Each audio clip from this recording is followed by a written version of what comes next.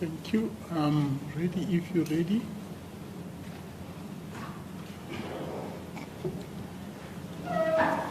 As the court pleases, my lord, I'd like to invite the court to invite to the stand the expert witness called by the complainant, Mr. Ansroots, for cross-examination.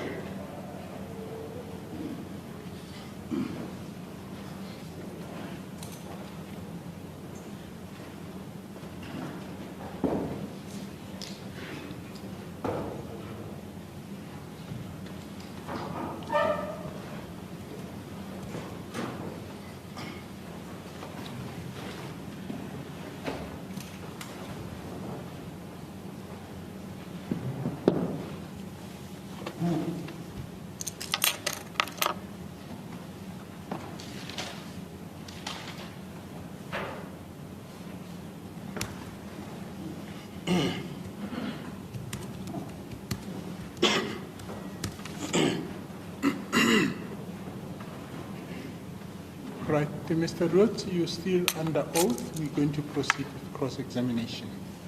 Yes, Mr. For the third time today, Mr. Rhodes. Good afternoon.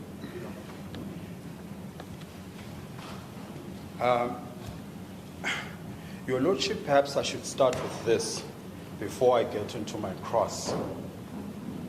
We will in due course make submissions as to why a large part of the evidence that was read, factual, has no bearing in court. For that reason, I do not intend to spend considerable amount of time crossing that, because that will be the subject of our submissions in due course. So the point is, it should not be misconstrued as acceptance of the version given by Mr. Rhodes, and the decision I'm taking is solely on the basis of what is practical and what is relevant to the court. And just by way of illustration, it doesn't just limit to the question of fact. It also extends to some of the evidence that on the face of it appears like expert evidence, which nonetheless is still irrelevant. Particular reference I'm making is to the testimony that was led in respect of what genocide means, the dynamics there too, because Mr. Ansroots' own version was that they're not relying on that. The same with the question of ethnic cleansing. He prefixed his discussion and his evidence in that respect with the concession that that's not what they're looking for. So I will not spend time dealing with the merits and demerits of those issues. That was just by way of illustration. Then perhaps if I could start with my cross-examination. Mr. Rhodes, as per your CV, which I will not refer to because I think it's common cause, in your expert summary, you note that you are a lawyer, correct? That is correct. And you have no other qualification, correct? We have some other qualifications which I did a course in business management, or an institute for business science, and I did a master's degree in law, and I'm currently doing an LLB in law. Yes, so I accept that you've got a qualification in law, the LLB and the LLM, and as I understand it, you're a candidate as well for the doctorate. The difficulty now I have is this introduction of a new qualification, because it puts me in a difficult question because I would not have prepared for that. And what is not permissible is for you to introduce new evidence under cross-examination. Because if you make reference to your summary report, which attaches your CV, the qualification you're now making reference to doesn't appear. Not so. I mean, I could. Do you have a button for him? Yeah. Is that where his CV is? Oh, sorry, in the blue bundle. Okay. Sorry, I should have taken you to, I thought it was just common cause. I should have taken you to the CV. So it appears as an annexure to your expert witness summary report. It appears on case lines pagination 138.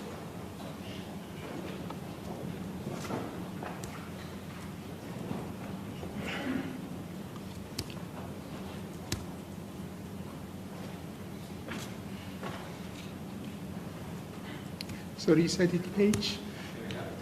Page 138. Yes. Just go down to its qualifications.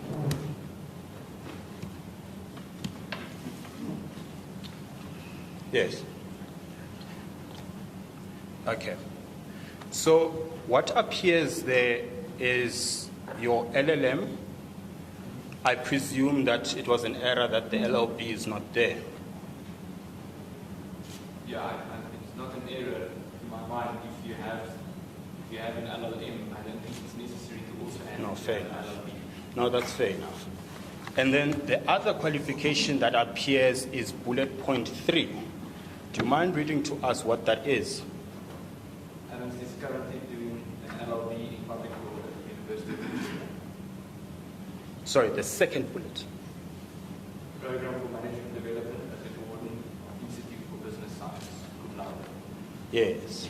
Would that not be a qualification different? So having regard to the ones you referred to, would it not be then that the one you're referring to now does not appear on your CV? I'm not sure if I understand the question, because what I said to you is exactly what it says here in my CV, Yes, which is what? Sorry. which is that I have an LLM, Yes. that I have a qualification at the Gordon Institute for Business Studies, and Yes. I'm currently doing an LLB. We'll come back to this point, Mr. Ensrus, because it's quite a nuanced point and it's an important one. Let's pause on that just for a second. We'll come back to it. But either than, let's accept these are your qualifications. Either than these, is there any other qualification you have? You mean a tertiary qualification like a degree or? Correct. No. Okay. So you would not have any qualification that speaks to qualitative and quantitative statistical data collection and analysis? No, I don't have a degree in statistics. That is what you want. Yes. Any qualification at all? No, I've done some courses at university as part of my LLB, like criminology and so forth. Yes. But I'm not a statistician. Yes. And you wouldn't be an expert in statistics either? No, I would not describe myself as a statistician. Yes. Now, let's deal with your role in this matter. We've just established that you're an expert witness called by the complainant, not so? Yes. And I so happen to know Mr. Oppenheimer quite well, so I would imagine he would have taken you through the process of being an expert witness and what is expected of you, not so? Yes.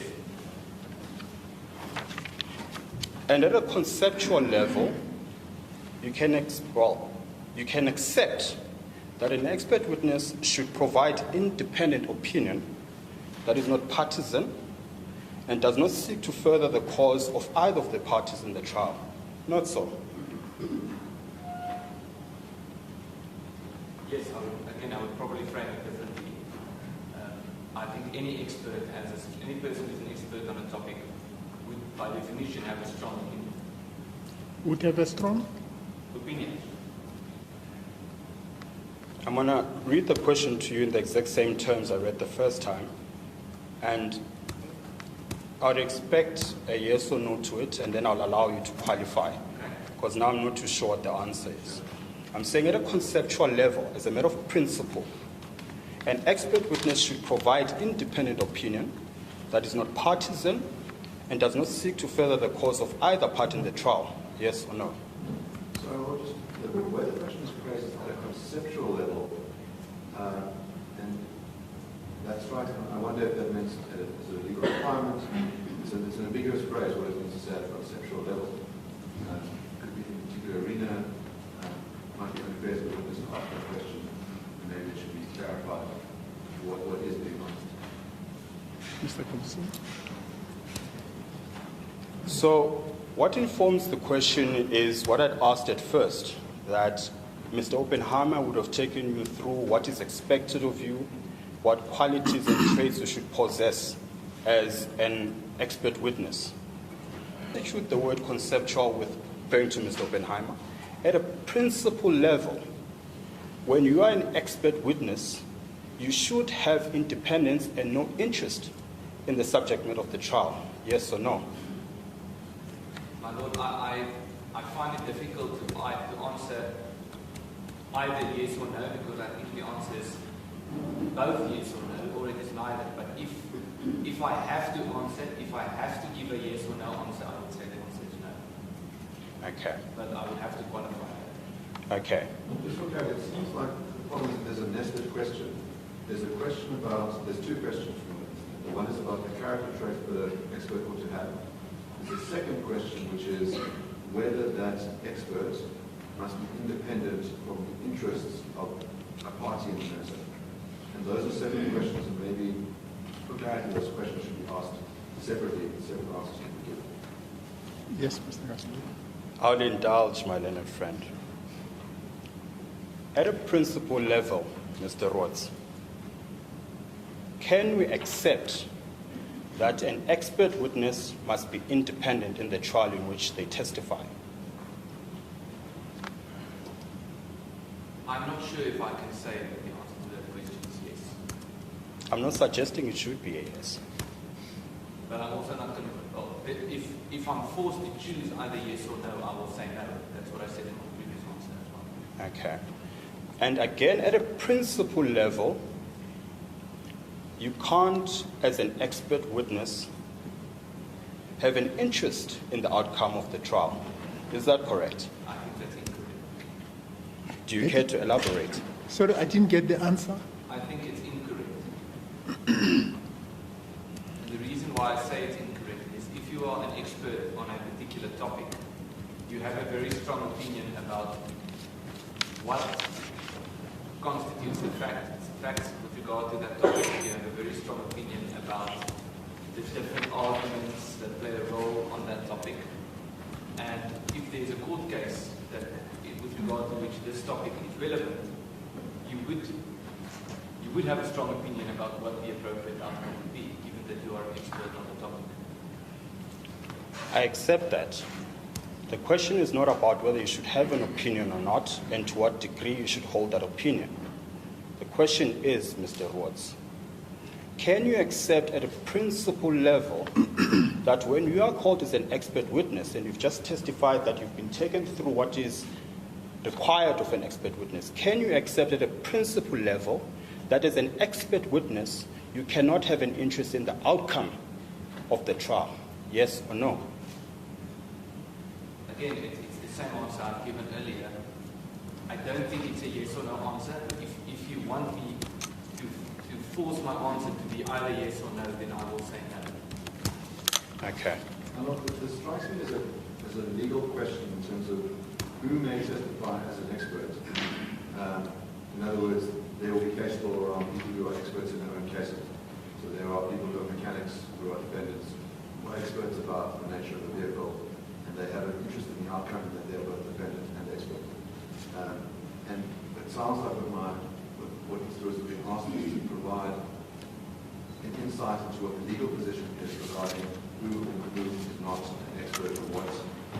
But surely an expert witness would have to appreciate the position that he takes. He's not like a factual witness who will narrate this is what happened. And I think case law is also clear on that, what would be expected of an expert witness. So as I understand, the questions are directed towards that. Yes. Well, the question, in other words, it strikes me as a question that is answerable with case law, not through an answer the witness would give. Yes. It's, in other words, the question is what are the character traits a witness ought to have? Like, in other words, being able to fairly present the evidence in an honest manner. And then there's a separate question is about a witness who has an interest in the outcome of the case. And this seems to be a matter of legal argument about the appropriateness of someone who has multiple roles in the matter. In other words, an example where someone's both defendant and expert. Yeah, but Mr. Oppenheimer, as I understand, you are right to say it ultimately becomes a point of law at the conclusion of the case. But I don't see why would counsel not cross-examine a witness to verify whether his or her understanding of the role that he plays And therefore, it seems to me the question as to, do you appreciate that as an expert witness, this is expected of you? That witness can provide the court with an understanding where he or she's coming from in terms of the opinion that she's profiling for the court. Yeah, I think the difficulty is that there's an underlying assumption about what is legally required of an expert witness, and that is not being honest to the witness. And there's a vague question about what would be nice to be a witness for an expert, as opposed to what do you see. Well, let's put it this way, Mr. Oppenheimer. Isn't it that the witness can actually assist before you come to the question of the legal question? If the witness comes and testifies, let's use an extreme example. The witness is told you must come and testify, and let's say this witness is a football player. For some reason, he's not properly taken through the system. He comes in thinking, yes, I'm coming to testify because I know this team played with that team. And suddenly he's asked questions that, or his evidence is led on the basis of technical aspects of soccer. Surely a question can be asked to this witness. What is your view about the stand you take in relation to this matter? And if he says, no, the view I take is that, let's use the local teams, Orlando Pirates and Kaizer Chiefs. And he says, the view I take is in favor of Kaizer Chiefs. That really answers the legal question. Is this an expert who is objective and non-partisan? Yes, well, in other words, there's a particular legal question that arises in the circumstances where someone has multiple roles. In other words, the example I've used in court is a neutral case of a mechanic, for example, who is being sued for repairing the car badly and is the defendant in that matter, but then serves as their own expert to explain how the mechanics of the car work. That expert both has the obligation to be honest to the court about how the mechanics of the car work and has an interest in the matter because they serve two roles. Yeah. And so in other words, there's an underlyingness to the question which implies that there could be something improper about holding two roles. Yeah. And that's not phrased in a legal sense, that's phrased in some other sense. And so my concern is that the questions are vague on that issue, and that it might be the kind of thing which could only really be resolved in legal argument. Mr. Roots could be asked questions about whether he has an interest in the outcome of the case. That could then be resolved in argument as to whether it has a role in his expertise. But I thought that's the question which was asked. I recorded this here. Can an expert witness have an interest in the outcome? That's what I've typed out. Yes, so that's the ambiguity to my mind. It's one thing to ask the witness, do you have an interest in the outcome? The second version, which is a version I understand you put, is should the witness have an interest in the outcome? And that question is of a legal nature. The witness could have answered. The witness can answer whether he has an interest in the outcome. That is a legitimate, direct question, and then can be based on the legal requirements. Yes. Now, I hear your argument, Mr. Oppenheimer, but my view is that the question is permissible, and Mr.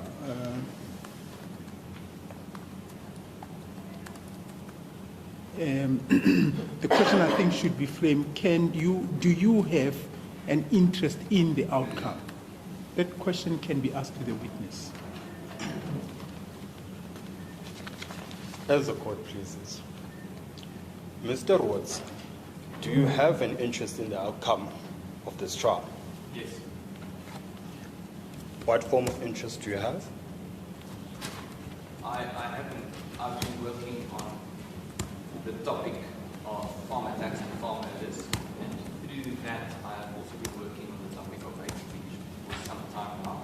Yes. I'm convinced that farm murders, in my research on the topic of farm murders, through which I can confidently say that I regard myself an expert on the topic, I have come to the conclusion that the topic of hate speech is a very serious phenomenon.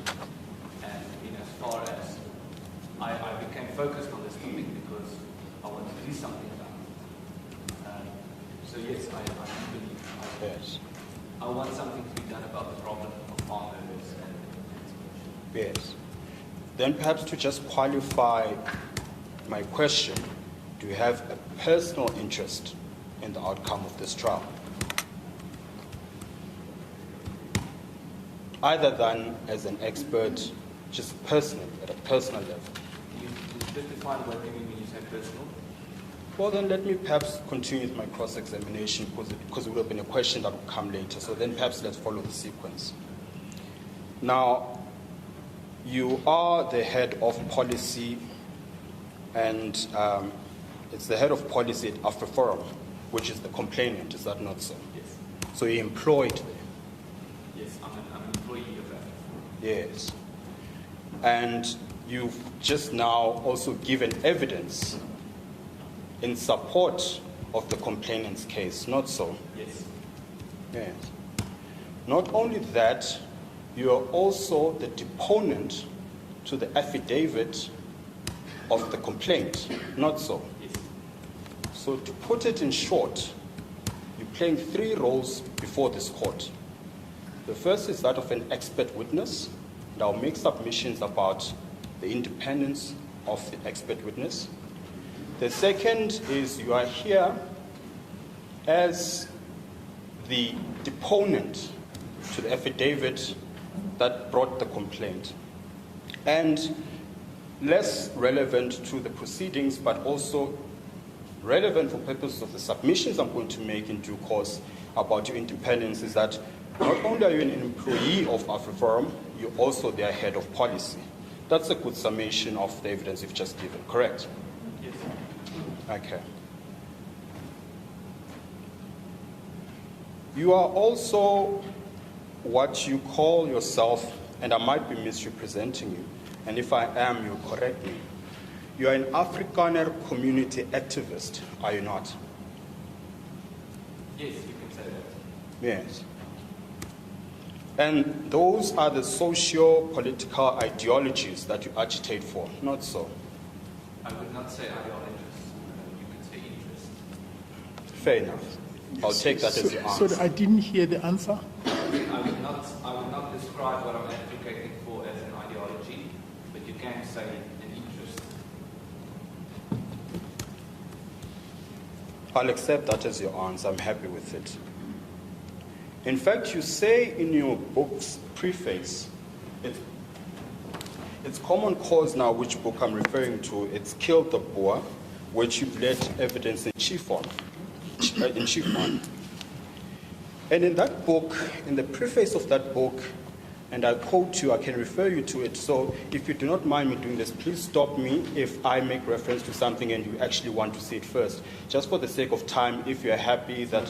Okay. So in your preface, you say, my job includes the coordinating of our campaigns for the prioritizing of farmer tax in particular.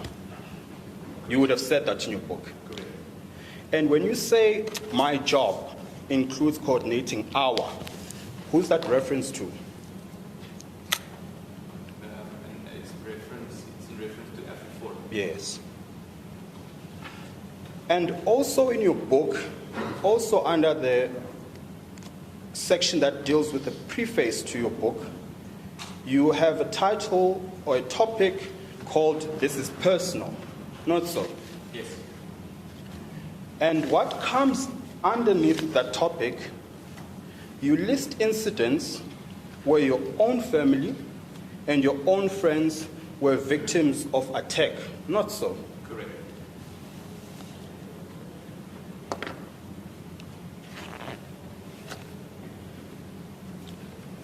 Let me now take you to the preface of your book still. It appears at Roman numeral X1X.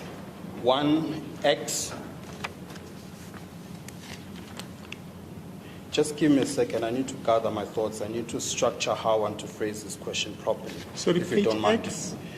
My apologies, Your Lordship. I'm just trying to structure the argument in my head, and I'm just making a judgment call as to whether I should go there first or not.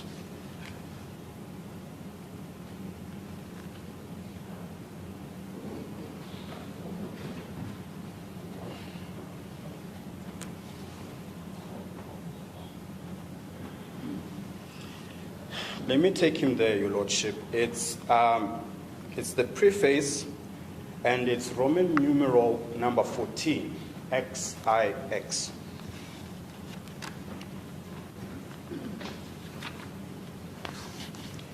It's in fact the editor's notes. My apologies, Your Lordship.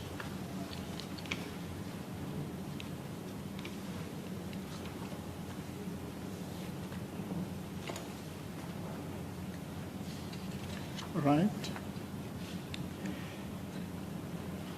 May I ask just for clarification?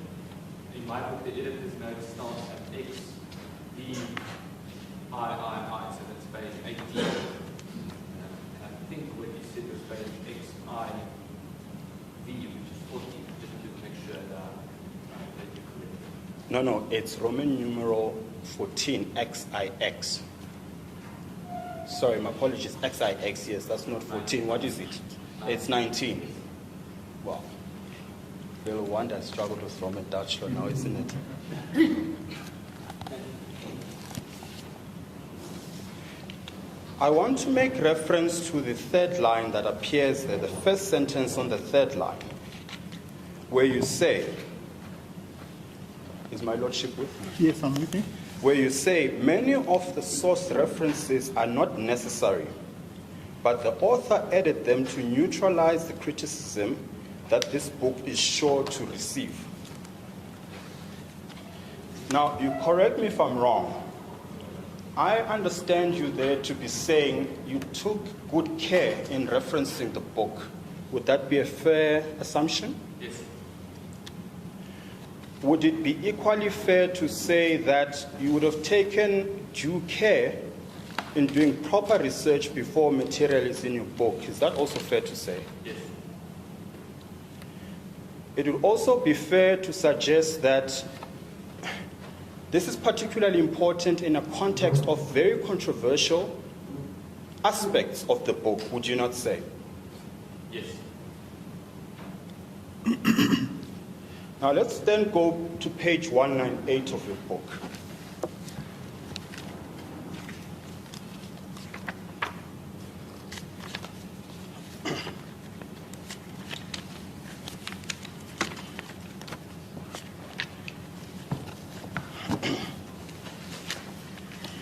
You testified yesterday about the graph that appears on page 198, not so? Correct. You took the court through the meaning of this graph, and I'll venture to summarize what your evidence was. Your evidence, in essence, was this is a graph that depicts farm murders per week during the period of 1993, correct? And then you drew the court's attention to the bar that appears 1/3 into the graph, which has the number 1 on top of it, and the bar is red, correct? Yes. And you said that bar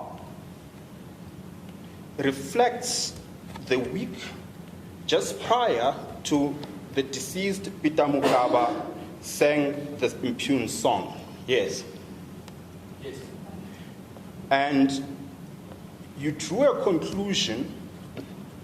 Let me ask this first. Let me propose this first.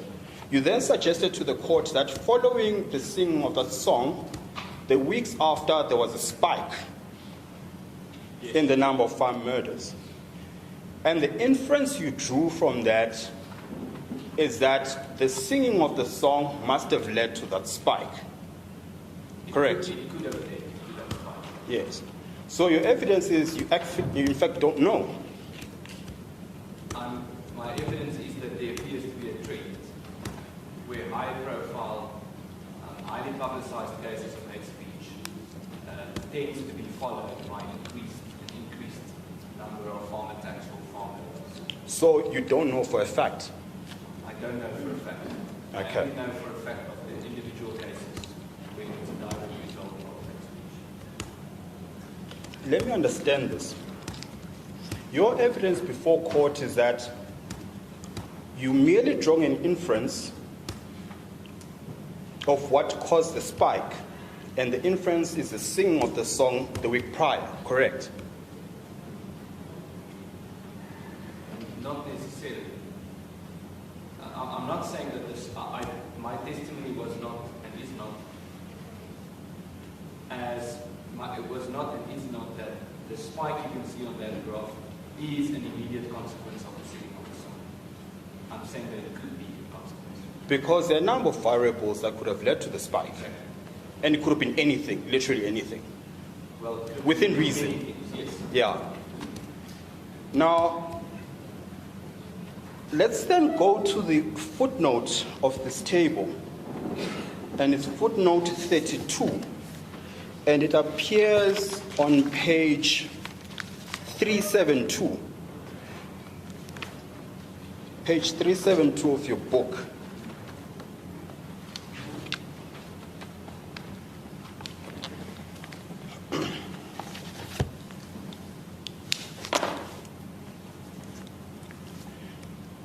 Perhaps before we deal with the material that I want to deal with, I want to put this proposition to you. The sum total of the complainant's case, as I understand it, is that there is a link between the singing of the impugned song and the farm murders and farm attacks. In general terms, I'm thereabouts, am I not? In terms of what your case is. No, that's not our case. That's not. Okay. Let me venture into trying and understand what your case is then. Your case is that certainly your version as an expert witness is that there is correlation in general terms between the political climate, the singing of the impugned song, and the attacks, the farm attacks. My position is not, and I believe the way I explain it, is not that there is a correlation, but that it seems that there is a correlation, or it seems that there might be. I cannot state that as a fact. Yes. This spike in farm murders was a direct result Yes. of the beating farmer singing the song. I'm saying after he sang the song, there was an increase. Yes. It might be, him singing the song might be one of the reasons why there was this increase. Yes. So your expert opinion then, if I understand you correctly, is that a number of things may cause farm murders and farm attacks, including the singing of the impugned song, not so? Yes. But to your knowledge, and you certainly did not testify, contrary to what I'm going to propose, there is no evidence of an instance where you can directly draw correlation between the singing of the impugned song and any farm attack or murder. Is that so? No, that's not so. No, I can point you to instances where you clearly see that the song led to people leaving. Okay. Was that, just so I understand, I could have completely missed it yesterday. Was that part of your evidence yesterday? Yes, it was. Okay. When we discussed chapter 14, I can point you to the relevant page. Sure. Please. It would be, I just need to find it.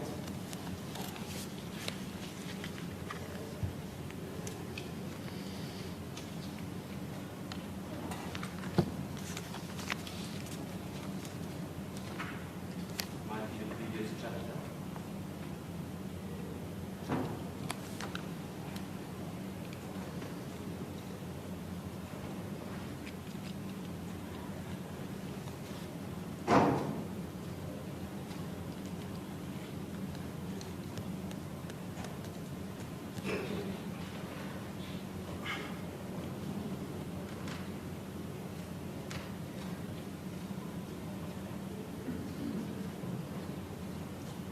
What I'm going to need a minute to find on which page it is, but I can, if you want me to find it, I can, otherwise I can explain to you because I remember what I wrote. Would you prefer me to find the page, please? For the sake of time. I found it. Okay. Page 194. Okay. Thank you.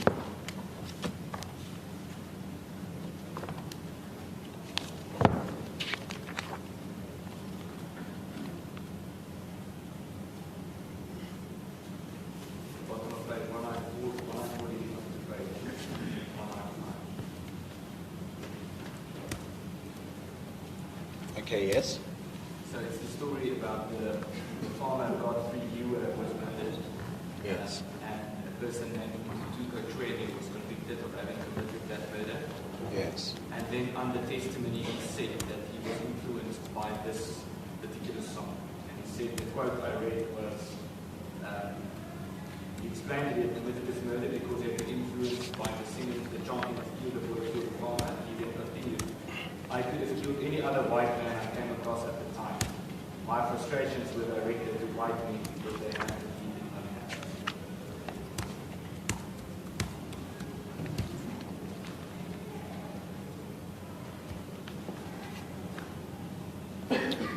Yes.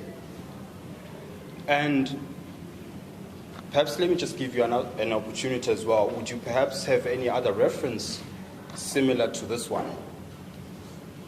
Yes, although not similar references with regard to the same song, I could point you to similar references with regard to farm murders being committed or farm attacks being committed where the attackers themselves have made very clear that their motivations were political. Yes, and that was part of the evidence yesterday. Okay. Do you mind making reference to them as well? Yes. If you read, let me see if I can find the page.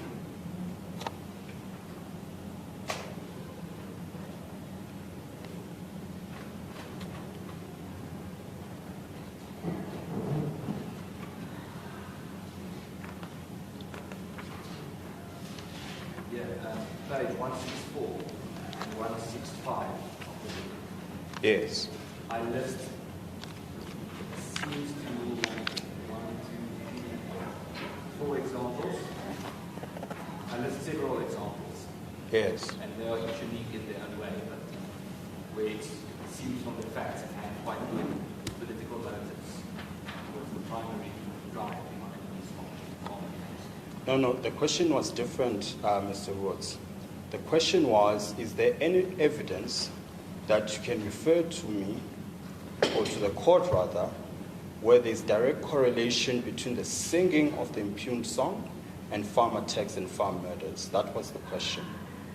No, the only example I have of this particular song Yes. is that where there's very clear evidence in terms of someone testifying, I committed this murder because of this song. Yes. I'm only aware of one such case. Yes. Sorry, just bear with me.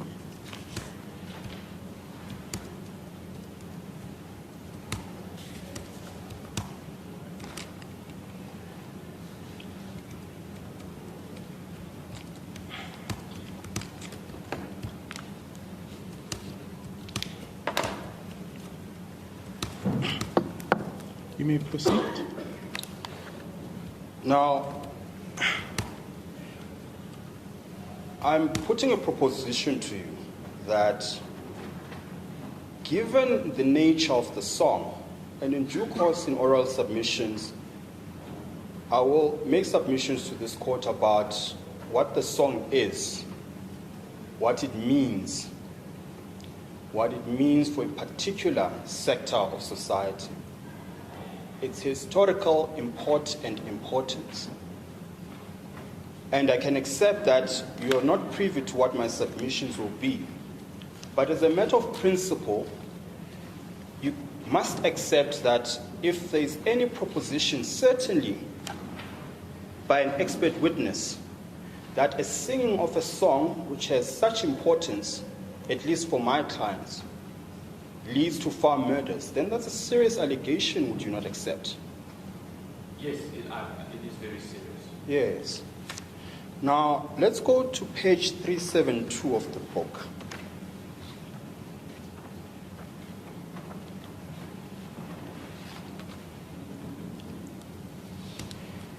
and specifically footnote 32.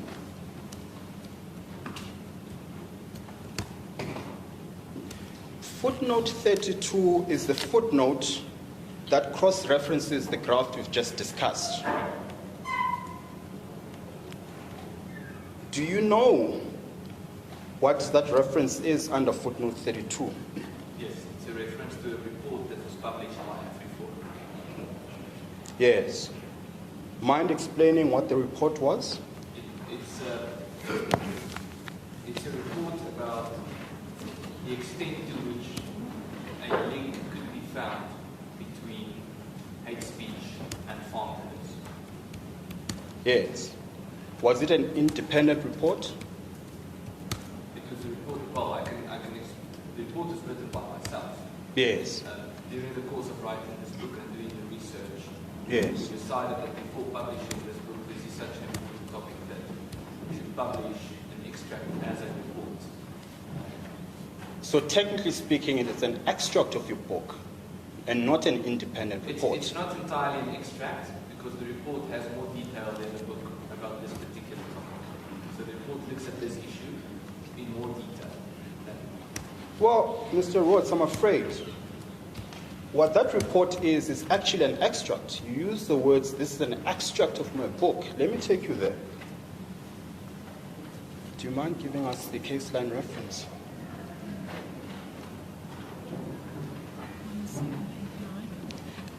Page? Your Lordship, the page I'm referring the court to is case lines paginated number 1789. And I'm afraid, let me apologize, Mr. Rhodes. The document I'm referring to, you don't have it in your position. It's under case lines. I'm just going to ask my attorney to show it to you.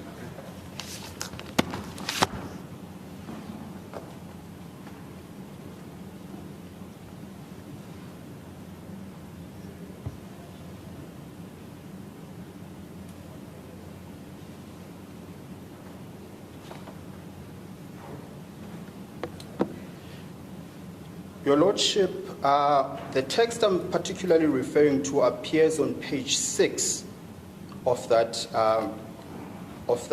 document. Page 6. Page 6 of the actual extract and not the pagination. Preface at the top left. Yes, yes. Yes.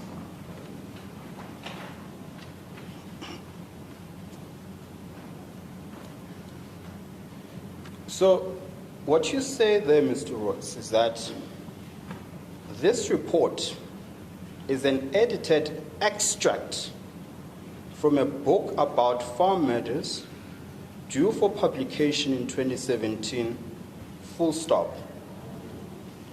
Now, there's a difference, and perhaps it's a discussion we should have. There's a difference, and this is why I asked the question whether it's independent or not. This is the point I was getting at.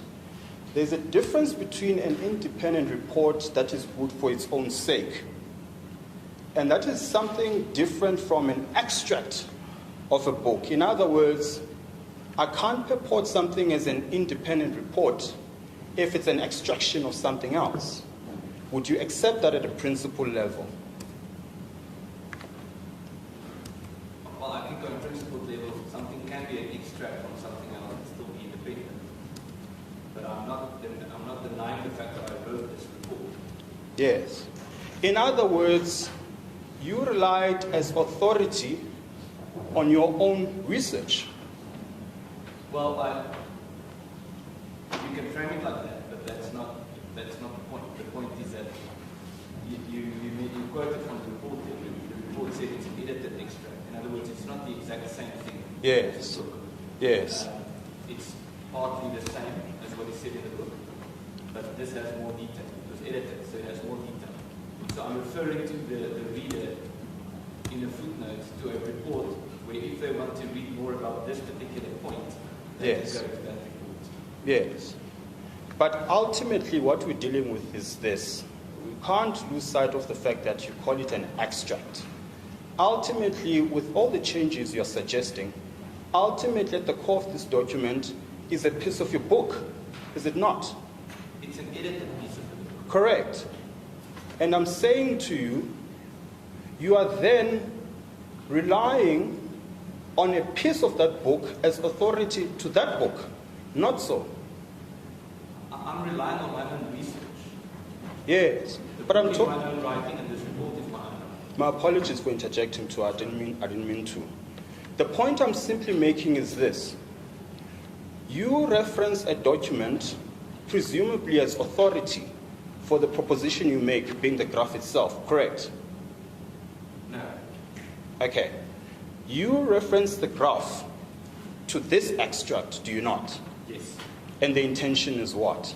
The intention is to direct the reader to this report. Yes. If they would like to read more about the point that I'm making in this section of the book. Yes. And so does the report or the extract serve as an authority for the proposition, or rather serve as an authority for the graph you presented? You can say yes, but I don't see it that way. So it wasn't intended to be authority for it. No, and the reason why it's not is because it's my own research. So I might just as well have added that graph to the book without a source reference because it's my research. It's not something that I'm taking from someone else. Yes. I just added the source reference to be complete.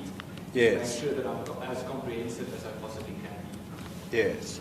Well, let me cut to the chase, Mr. Roy. So let me just understand the issue of authority. What is referring to? Is it the book or the report? Which one is the authority that's supposed to be looked at? My lord, the point that I'm making is the authority in this particular case is myself, because I'm writing about research that I have done, and I'm doing that in the report, and I'm doing that in the book. And I understand that aspect. You having produced the book as an author, yes. You are an authority. But now I'm trying to understand the question which was posed. I'm not sure whether I followed. Whether the issue of authority relates to the book or relates to which one of the two are you raising as an issue? Yes. The book or the report? Yes. Well, my lord, thank you, my lordship. I was getting to precisely that point. The point is this, let me address you, Mr. Watts. I put the proposition to you earlier. In fact, it's your proposition that it's really important that you properly reference the book. Yes. Particularly as an expert, you'd appreciate the importance of independent sources, independent verifiable sources, as authorities to propositions you put in a book. Correct? Yes. Yes. And I'm saying to you, you used your statistics, i.e., the report, as reference and authority to your book. Not so. I think it's inaccurate. If you want to say I used it as authority, you can, but I think it's misleading because that's not the point of adding that footnote. It's common practice for an author to, in his source references, to reference other works that he himself has published. No, sure. And the reason, if an author does that, it's not because it's not to create some form of a false impression that he's citing independent research. It's to direct the reader who is interested in reading more about this topic to something that this author has written elsewhere about the same topic. So I don't think you can. The point of source references is usually to provide your authority, but you can also use a source reference just to direct the reader to something for further reading, especially if you are referencing yourself. Yes. Well, just to be fair to the witness, reference is being made to the book, to the particular graph. Now, that graph is in the report. It might be fair to point, in other words, this paper has been discovered moments ago. It might be fair to the witness to say, in your report, please turn to page 14 where the graph is present. Are there any underlying references in that graph? And we can find out if there is any underlying reference to the graph compiled, or whether it's a direction back back to a source file. Well, as I understand the debate, and I wanted to put it just now, the issue here seems to be the question of authority. And it seems here you're dealing with authority in terms of academic world. Now, and maybe that's what should be clarified to the witness. Are you saying if you have written a report, what is the authoritative value of your own work in relation to where you rely on a report that may have been produced by either other academics or other writers? It seems to me that's what clouds the whole question, because the witness says, I wrote the book, I wrote the report, and I referenced the report in the book. And maybe if I'm wrong, you can point me out, Your Lordship, on the point of fairness to the witness that's been raised by my learned friend, in the beginning of my cross-examination of the witness, I specifically said to the witness, I will not take you through each and every page. If you accept and you are familiar with the content, you are within your right to, you can choose to direct me or ask of me to take you to the page. So in fairness, to me, I'd made that invitation to the witness already. And the witness did not suggest that it needs to be taken anywhere. Be that as it may, Your Lordship, the point is different. The point is not so much the authority. The point is simply this, and let me just put the proposition to Mr. Rhodes. When was the extract or the report compiled in relation to the book? Yes. The report was published while I was writing the book. And it was published in 2016.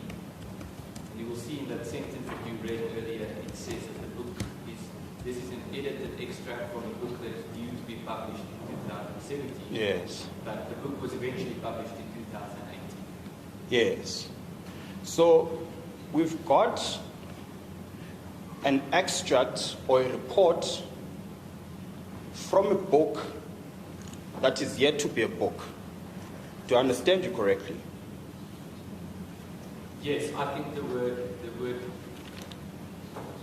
it's not simply an extract. So what I did with writing the report, I took certain sections from the book as a baseline, and then I added to it, and I made it more comprehensive, and I turned it into a report. So it's not just an extract, it's more than an extract. Very well. And just to be sure, the authority for the graph is your own research, is what you say? Yes. That section of the book is my own research. Yes, specifically the graph. Yes, and in doing that research, I reference other sources, but the graph, the way it was drafted, was done by myself. Yes.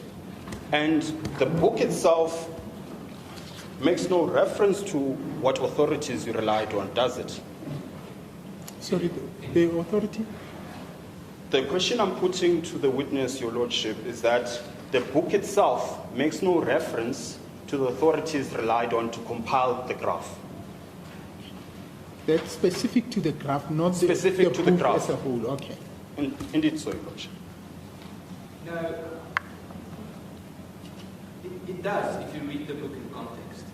Because in chapter 3 of the book, I say there are several sources. Here are, I think I said there are 5 sources for the numbers with regard to farm murders. I say here are the different sources, and I discuss each one. So if in the book, when in the book, or where in the book I discuss the numbers with regard to farm murders, I believe it's quite evident that I use the sources that I mentioned in chapter 3, where I say these are the sources. With respect, Mr. Rhodes, please. You're a double cum laude student. Surely that can't be right. If you're going to make a statement about statistics that have such a far-bearing consequence on this trial, I ask you for the authority of the graph Your answer to that is, well, read the book in context, you'll figure out what I'm relying on specifically in relation to the graph. Surely that can't be it. Well, there are two answers to that question. The one answer is that is indeed the point. That the source is one of the first and the most significant points I mentioned in this book. As I say, here are the sources at the beginning of the book. I say, here are the sources when we talk about the numbers for farmers. The second part of the answer to your question is below that graph, there's a reference to a report of which I'm the author. In that report, there are, it seems to me, 133 source references. So that report is not just something I took out of the air. It's a researched, properly researched report. Okay. To be fair to the witness, these two documents that are being referred to on the print be directed so the witness knows this page of the book, this page of the report. From what I can see from my document, there's an identical graph, and both should be put to the witness so the witness can answer the questions to where does the data come from, which I understand from the witness friend is asking, but it's not basically that we are pointing the witness to those two different documents so the witness can look at it. Sibota? Your Lordship, I accept that that's probably what I'll do if ultimately that is what I was trying to get at. It's not what I'm trying to get at. I'm making reference to the same graph that is both in the report and in the book.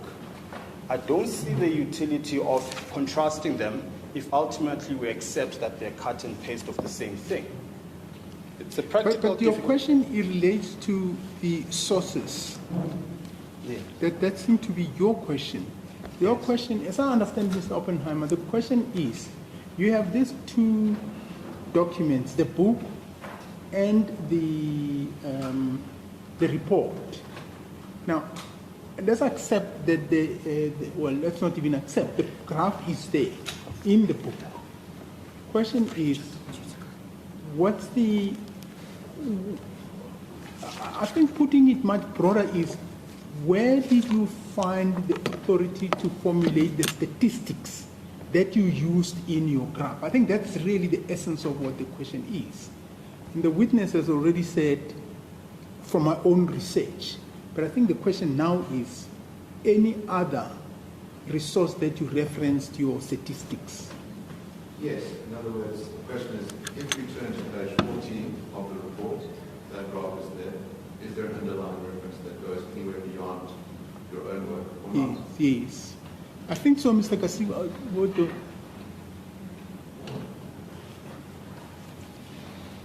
Your Lordship, let's do this, Your Lordship. I'm not interested in this exercise. I'm not going to undertake that exercise. What I will do is make one last parting point here. In any event, if I take the matter further, we go into legal argument. What I will do is make one last proposal to the witness, and then I'll move from the question, and then we'll reserve it for argument. Okay, but let me ask you this. Isn't that what I've just summarized, the essence of what you're seeking from the witness? And wouldn't it help this court to understand if he says, I've got the graph, there are the statistics, there's 5 people, there's 4 people in this block, this is the number that happened after the singing of the song. Your question, as I understand, is, what's the source of those statistics as appearing on the graph? I'm happy to do that then, Your Lordship. Okay. So the graph we've made reference to in your book appears in page 14 of the report.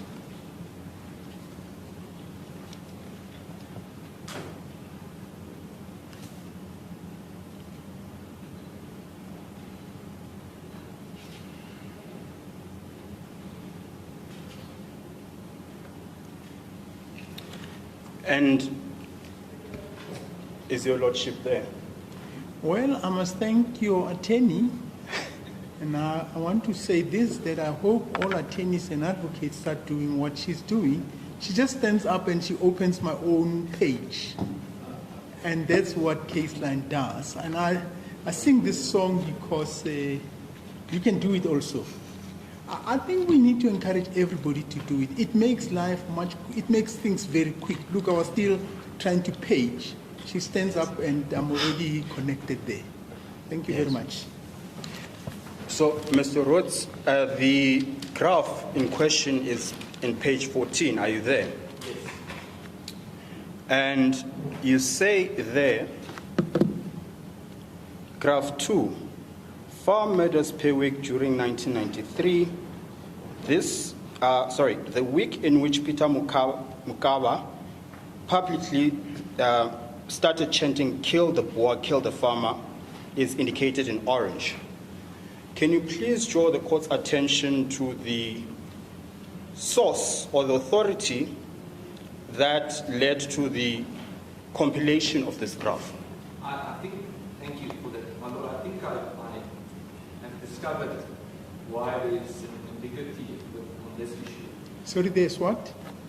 Why there is this ambiguity about this issue. And I can be asked about that. And it's also an answer to the question that you asked. The graph on the book that we've been discussing on page 198 is a different way of visually indicating what is said on the table, in the table on the previous page. So there's a table on page 197 and then there's a graph on page 198. And they say essentially the same thing. Just the graph is just more visually explanatory.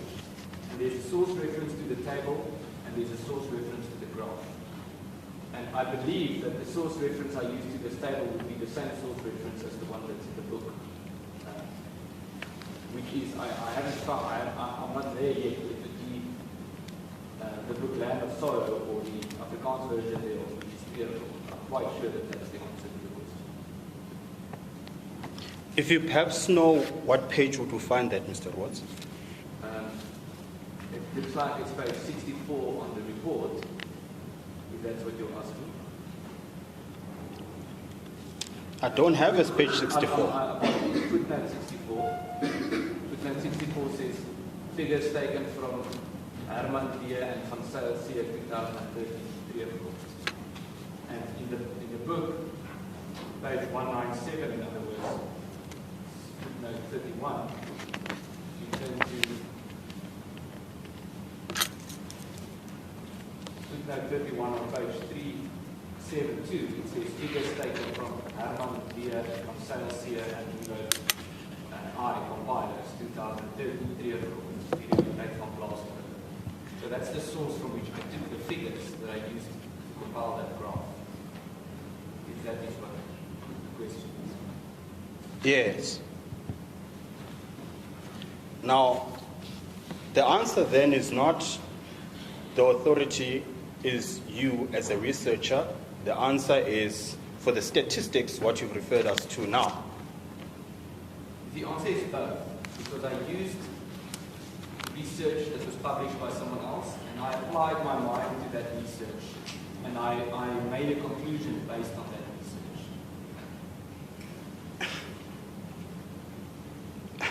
research. Mr. Rhodes, it's one of the two. You got the statistics from that source, or you did your research and got those statistics? I did my research from that source, and then I drafted this report, or this table. This table is not yes. in this book. Okay. But the figures used to draft the table are from that book. Yes. And I can tell you now, let me put the proposition to you. Footnote 64 does not reflect the stats in the graph. Nowhere in the reference in 64 do the statistics you refer to in the graph appear. That's a proposition I'm putting to you. Is that true or not? I don't think that's true. Well, it is not true or it is. If it's your reference, then it must be true, surely. It's true that that the numbers I used for that graph is taken from that source. Yes, and I'm putting a proposition to you that that source does not give us the statistics you are relying on, or rather that are reflected in your graph. Exactly, that's the point I'm making. I agree with you.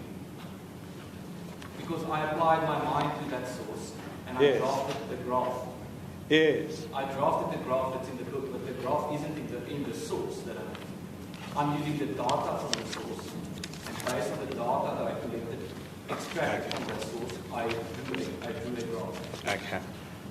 It's again going to be an issue for legal argument in terms of credibility specifically. Let me take you now to the preface of your book again.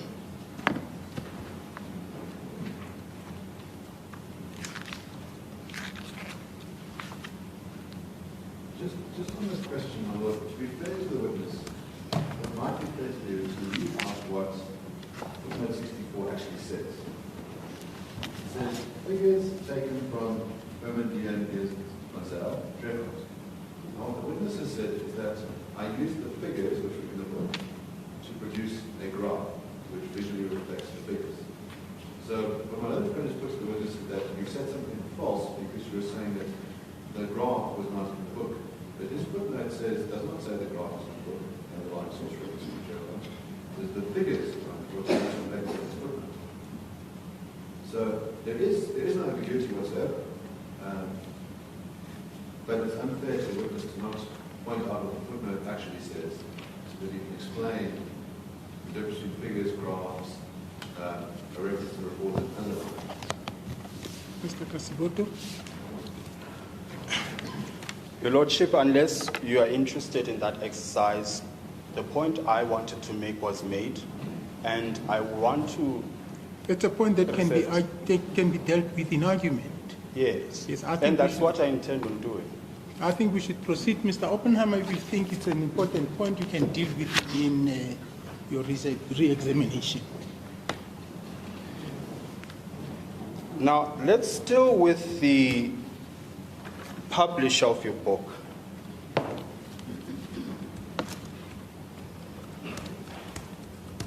So, who published the book, Mr. Watson? The book was published by Carl Ekius. Do you know where they conduct their business? Yes. Where do they conduct their business? At Afriforum head office. Which is the same business address as Afriforum. That's good. Do you know what their relationship is with Afriforum? Yes. Afriforum is a shareholder in the publishers. And do you know what percentage it is? I'm actually not sure. I can find out for you. Okay. I'm quite sure it's a majority shareholder. Yes. But if you want, I can give you the exact. Thank you. So, to understand your evidence, Afriforum is a certain percentage, let's say above 50, shareholder of the publisher. Yes. And they conduct business in the same building.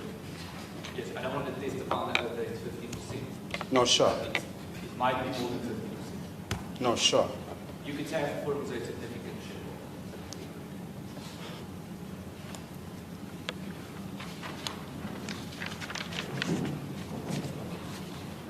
Not only is it a majority shareholder, but it was actually the initiative of Afriforum, is it not? No, it was an initiative. If I'm right, I believe it's an initiative. It was an initiative from Solidarity, the trade union, which is an affiliate of Afriforum, and then the publishers eventually moved from majority Solidarity ownership to majority Afriforum ownership. So management, you could say, or control of the company shifted from Solidarity to Afriforum.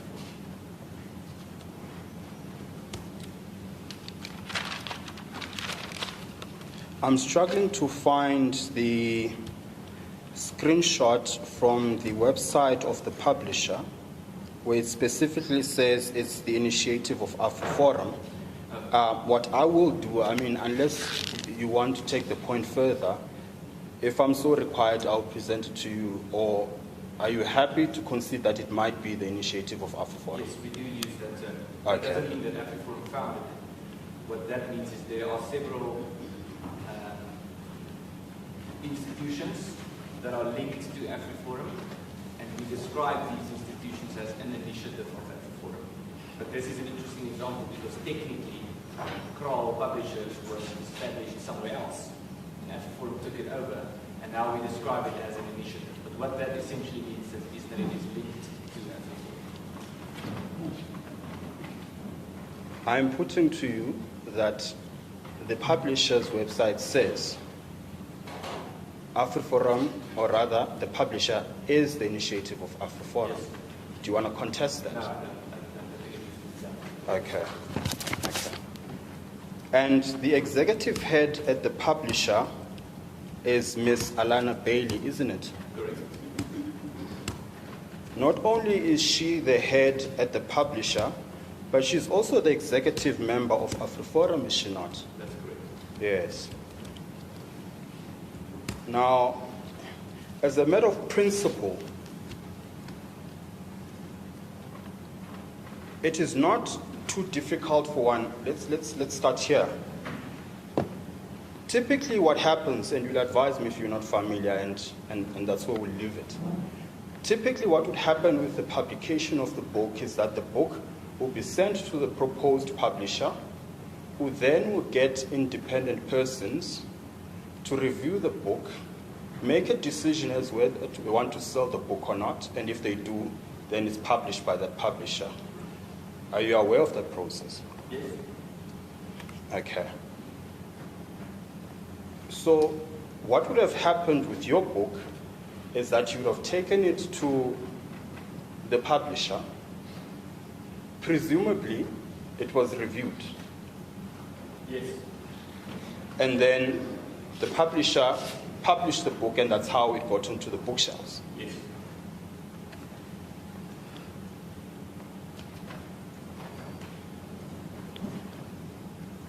Let me now take you to the report that you testified on yesterday, which is the Special Committee of Inquiry into Farmer Tax, the 2003 report. Perhaps I should just give you my hard. No, I shouldn't give you my. It's in the file. Sorry, Your Lordship. What we've prepared is a bundle called the Respondents Discovered Documents. They are also in case lines. My attorney will assist you in navigating to the relevant pages.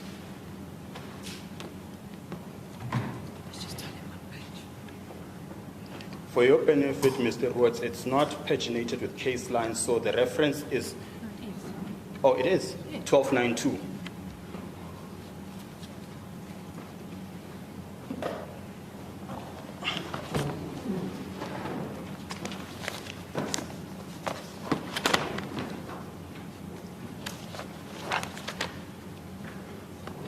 Your Lordship, what should...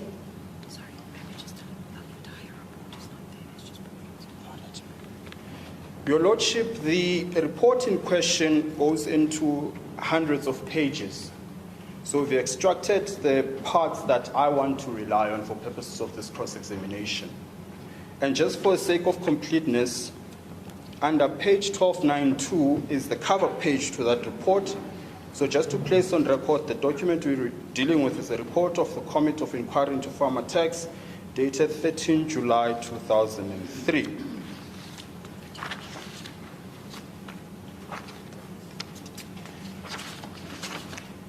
I want to take you, Mr. Roots, to a specific page, which is page 1308.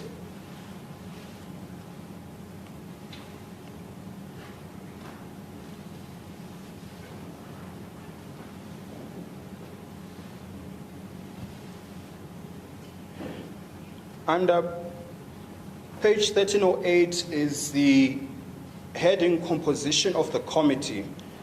Are you there? Yes. Okay. And then the sentence following the first paragraph is a sentence that says the members of the committee are as follows. And for the point that I want to make, please bear with me, I'll actually read out the members of the committee because it's integral to the point I want to make. Sorry, Mr. I just need to play with two screens because I battle switching off and on. Just give me 1 second. Yes, you may proceed there. You're on page 1308, Your Lordship. 1308.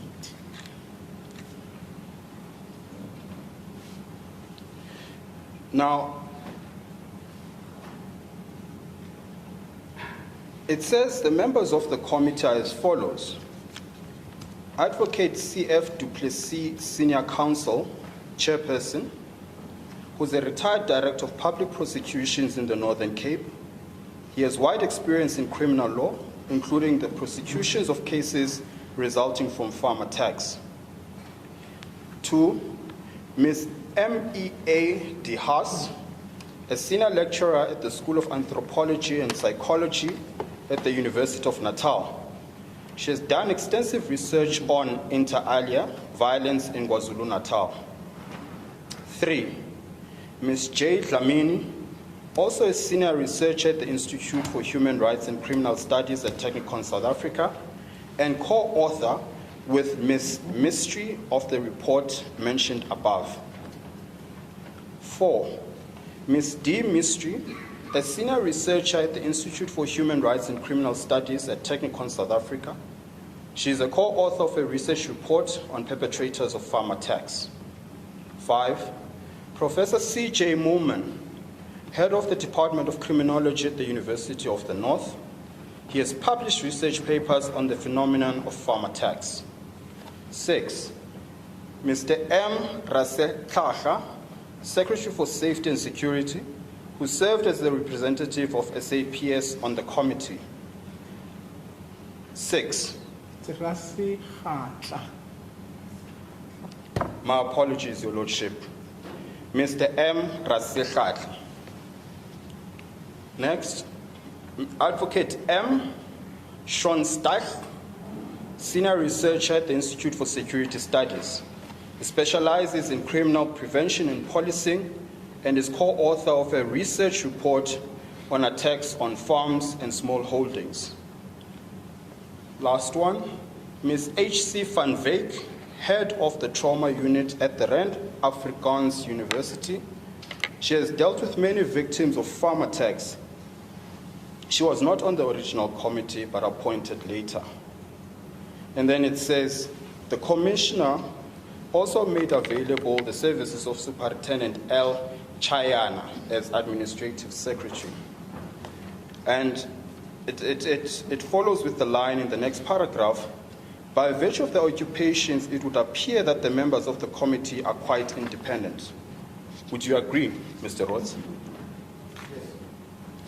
And our boys fire is saying it is a list of illustrious people that meant that committee, wouldn't you say? Yes.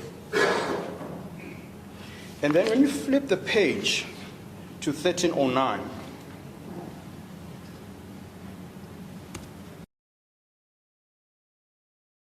under the paragraph terms of reference of the committee, it says the terms of reference of the committee were as follows: to inquire into the ongoing spate of attacks on farms, which include violent criminal acts such as murder, robbery, rape, etc., to determine the motives and factors behind these attacks, and to make recommendations on their findings.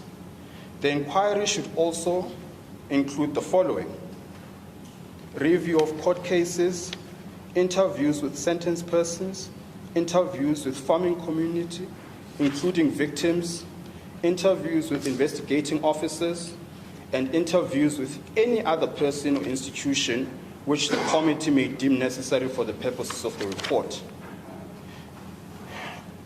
On your opinion as an expert on the subject matter, is there any group of persons that you feel ought to have been concluded in these terms of reference? Ought to have what? Ought to have been included in the list of these terms of reference?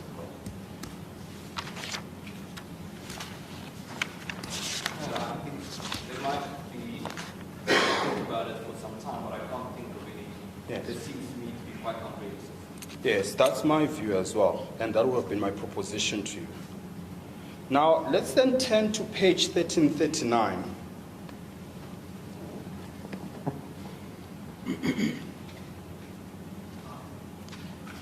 Just to orientate the court and for the benefit of the public, what we have in front of us under page 1339 is a table which forms part of the report, and it deals with various years.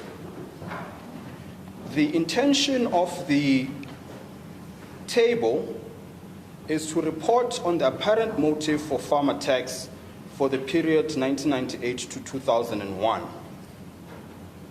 What then appears at the first row after the heading is the year in question. Next to that row is a heading robbery, under which numbers are reflected to reflect the number of robberies committed in that year. In other words, the conclusion on the table is that, using the data I've just given as an example, 552 people would have been victims of farmer tax because of the motive of robbery. As I understand it, that's what it seems to depict. The emphasis here is on what the apparent motive was. Yes. Not what the crime was, but what the motive for the crime was. Precisely, Yes. precisely. And then what I'm interested in is right at the bottom, which are the totals, the sums, the percentage sums. You will see there, right at the bottom, the report concludes that for the period in question, of the farmer tax for the relevant period, 89.3% of them were motivated by robbery. And if you move 2 rows to the right, you have a reflection of, at least as far as the report is concerned, that only 2% of farm murders were motivated by racial or political motive. Do you see that? Yes. Now, let me put a proposition to you. I mean, of course, you would not have compiled this table, and you nonetheless gave evidence on it briefly yesterday. The table itself does not reflect, or anywhere in that report for that matter, it reflects as accepting the 2% as the correct percentage. It does not reflect of that percentage how many. In other words, it does not give a breakdown of the races of the 2%. I'm putting that as a proposition to you. Yes. Yes. Nor does it give an indication of what specifically were the racial or political motives. So in other words, it doesn't say of this 2%, 0.5% was caused by racial motives following the singing of a song, for example. It simply says it's racially influenced. Yes. It could well be that it would have been a white person killing a black person, for example. That falls within that 2%. In theory, yes. Yes. It could have been anything. The point is there are many variables that are not reflected in this table. Yes. Yes.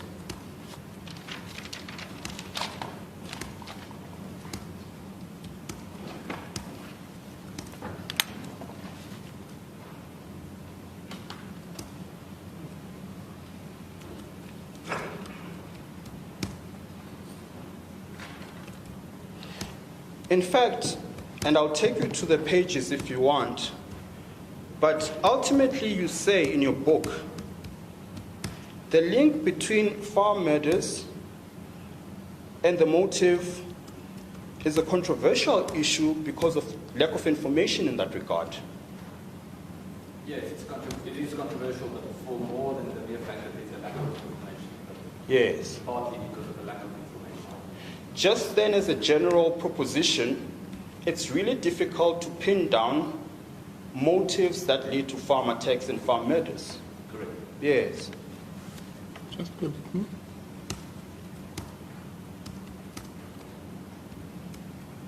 You may proceed.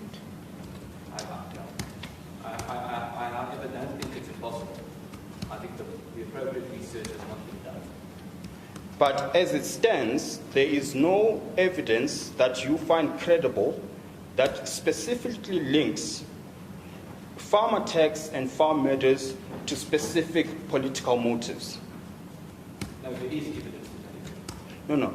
What I'm saying to you, Mr. Rhodes, is this. There is no evidence, and I think this is what I thought that's what we agreed on. I am saying there is no evidence that suggests, or any credible evidence. In fact, let me just read to you what I just said. I had said to you, in your book, you say that the link between farm murders and farm attacks and the motive behind those attacks is a controversial subject because there's no sufficient data in that respect. Yes. Amongst other things. Yes. I'm not saying that there's no data, I'm saying there's insufficient. We can make better conclusions if we have more data. Yes. And you are aware that the report itself, just going back to the book now, to the report I've referred to, at page 49, the difficulty, Your Lordship, is that the report itself does not have its own numbering, but it appears as page 49 to the report itself, and it appears as paginated number.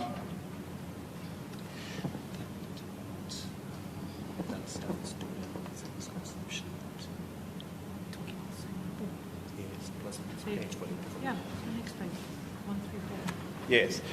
I'm told it's page 1340, Your Lordship.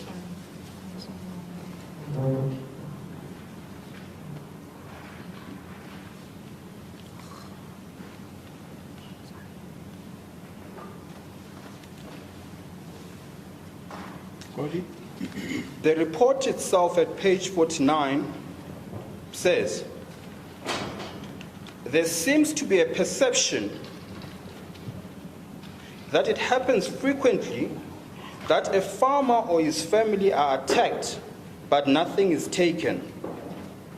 That is often seen as proof that the motive for farm attacks is not robbery, but something more sinister. Often these cases receive much publicity, reinforcing the belief that it is a common phenomenon. The committee's investigations show, however, that there are relatively few farm attacks where nothing is robbed, without there being a logical explanation for it. It goes on. The belief that nothing has been taken in a particular farm attack is often based on suppositions and incorrect information. A case in point is the Schrippers case, which received much publicity at the time and which was referred to the committee by the Transvaal Agricultural Union for special investigation. Harold and Nellie Schrippers were brutally murdered on their farm in the Ermelo district on 2 December 1997. The TAU was under the impression that nothing had been stolen, whereas in fact, cupboards in the house had been emptied and the safe opened and several handguns and other weapons taken. The attackers had also stolen Mrs. Schrippers' motor car, which had in fact led to their being traced by the police.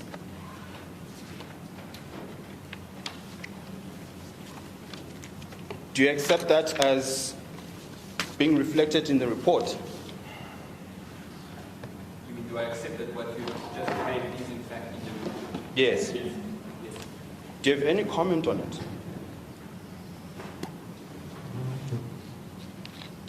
Yes, I think they are right, but I think that what they describe what the authors of this report describes as a belief, I'm not sure to use a widespread belief or widely held belief, is in fact not a widely held belief. It's not a widely held belief that usually nothing is stolen. It is a widely held belief, and it is my opinion as well, that oftentimes you find that that which is stolen is completely disproportionate, or let's put it different, that the levels of violence inflicted on the victims is completely disproportionate to the value of the items that have been stolen. Okay. Mr. Kasiboto, how long are you going to be? Your Lordship, I was actually about to address you on that because my attorney has just indicated what time it is. I just want to put one last question to the witness, then perhaps we can adjourn and resume tomorrow. Okay. You testified yesterday, and this is going to be part of my evidence, part of my submissions in due course. There seems to be quite a lot of, at least in my view, problems with the referencing and the research of the book. And let me not go there yet.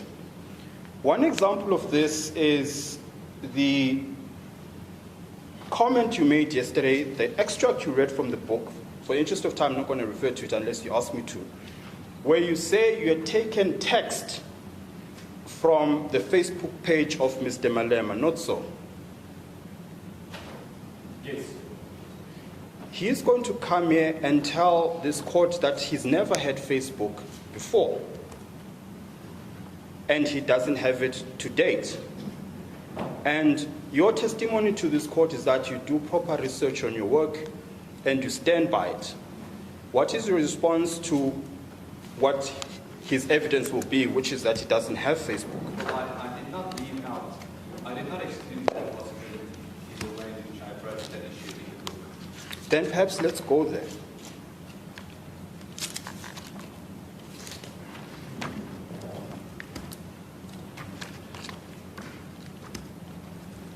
Well, just for my benefit, not the witnesses, Just page numbers you can reference so that I can see which footnote, which page.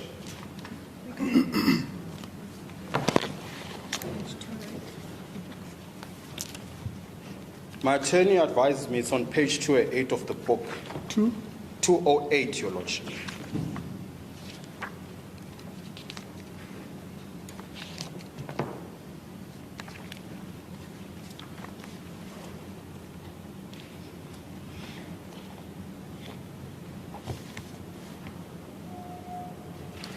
Let's start at the second paragraph of that page. There you say, meanwhile, a Malema supporter started publishing updates about farm attacks on Malema's Facebook page every few hours.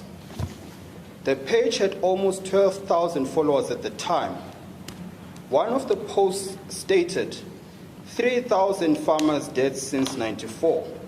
We lost more people than that. We are far from being even.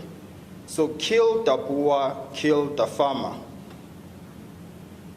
In another post, the same Malema supporter wrote that 8 farmers had been murdered on farms in Limpopo since the beginning of February 2010. When asked about his intentions behind the post, he responded that he had never killed anyone, but that he did not have any sympathy for farmers who were murdered. Quote, "Sue me for not shedding a tear," close quote. Another Malema supporter posted on his public page, and I will not read the extract.